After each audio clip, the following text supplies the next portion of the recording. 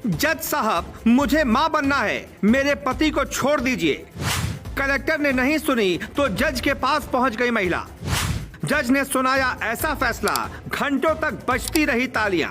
कई लोग पिता इसलिए नहीं बन पाते क्योंकि वो जेल में होते हैं और पत्नी के साथ वक्त नहीं गुजार पाते। ऐसे में एक ऐसा फैसला आएगा जिसके बाद आप कहेंगे पिता बनने का हक हर किसी को है। अगर जीवन में कोई ये गलती हो जाए तो उसकी सजा अगली पीढ़ी को नहीं मिलनी चाहिए। ऐसी कहानी जो आपको प्रेरित करेगी। ये हिंदुस्तान है, यहाँ जीने के लिए सबको अधिकार मिलता है और कैसे जीना है इसका भी अधिकार तय होता है। ये घटना बिल्कुल सच्ची है। कई बार कोर्ट में ऐसा मामला जाता है कि कानून के पन्ने में उसका नियम नहीं होता, संविधान में ऐसे सवाल ही नहीं होते। तब मदद ली जाती है हमारे वेदों की। वेदों में लिखी बातों पर ही जज ने ध्यान दिया और वो फैसला सुना दिया जिसका समाज में एक बड़ा असर पड़ेगा।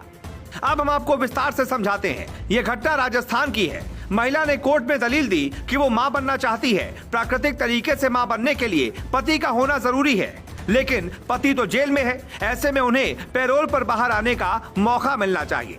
मामला राजस्थान के भीलवाड़ा जिले का है। महिला का पति नंदलाल फरवरी 2019 से अजमेर जेल में उम्र कैद की सजा काट रहा है। आरोपी नंदलाल की सजा होने के कुछ वक्त पहले ही शादी हुई थी। इस बीच पत्नी ने कलेक्टर से नंदलाल को कुछ वक्त के लिए पैरोल देने की गुहार लगाई, लेकिन कलेक्टर ने उसकी बात पर ध्यान नहीं दिया। शायद यूपीएससी में ऐसा ना पढ़ाया गया हो, लेकिन महिला ने हार नहीं मानी। वो जोधपुर हाई कोर्ट पहुंच गई और कहा कि मुझे मां बनना है। मेरे पति सजा काट रहे हैं, लेकिन वो प्रोफेशनल अपराधी नहीं है। मेरी अगली पीढ़ी का सवाल है। 15 दिन के लिए पति को पैरोल पर बाहर आना चाहिए। ये बात सुनकर सबका दिमाग चकरा गया। जज ने आदेश दिया कि सब फाइल खोलकर खोजो कि क्या कभी ऐसा फैसला दिया गया, लेकिन कुछ नहीं मिला। महिला की बात बेहद गंभीर थी। अगली पीढ़ी और वंश संरक्षण के लिए महिला की गुहार को कैसे ठुकराया जा सकता था। फिर जज ने वो कर दिया जिसकी उम्मीद किसी को नहीं थी। कानून के पन्नों में कुछ नहीं मिला। फिर जज को हिंदू सभ्यता की समझ थी। उन्होंने ऋग्वेद और वैदिक काल से कुछ उदाहरण लिए और सुना दिया ऐतिहासिक फैसला। जज संदीप मेहता और फरजंद अली की खंडपीठ ने इस मामले पर कहा कि वैसे तो संतान उत्पत्ति के लिए पैरोल से जुड़ा कोई साफ नियम नहीं है, लेकिन वंश के संरक्षण के लिए संतान उत्पत्ति जरूरी है। ऋग्वेद और वैदिक काल के उदाहरण के अनुसार संतान उत्पत्ति एक मौलिक अधिकार है। पत्नी की शादीशुदा जिंदगी से संबंधित यौन और भावनात्मक जरूरतों की रक्षा के लिए 15 दिन की पैरोल दी जाती है। धार्मिक आधार पर हिंदू संस्कृति में गर्भधान 16 संस्कारों में से एक है। ऐसे में इस आधार पर भी अनुमति दी जा सकती है।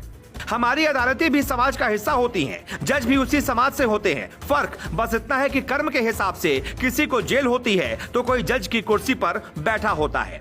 कलेक्टर साहब के पास जब महिला गई तो शायद वो मामले की गंभीरता को नहीं समझ पाए, लेकिन जज ने तुरंत समझ लिया। फिलहाल ये कहानी जोधपुर भीलवाड़ा के साथ साथ पूरे देश में चर्चा में है। ऐसे कई मामले देश में पेंडिंग हैं। वंश को बढ़ाने के लिए पैरोल मिलनी चाहिए ताकि अपराधी भी समझ सके समाज में पिता की भूमिका क्या होती है। फैसला बेशक एक छोटे से केस का हो, लेकिन संदेश ऐसा था कि आप तक पहुंचना ही चाहिए था। दूसरों का सम्मान करने वाला ही सही सिस्टम का हकदार होता है। Bureau report, global Bharat TV.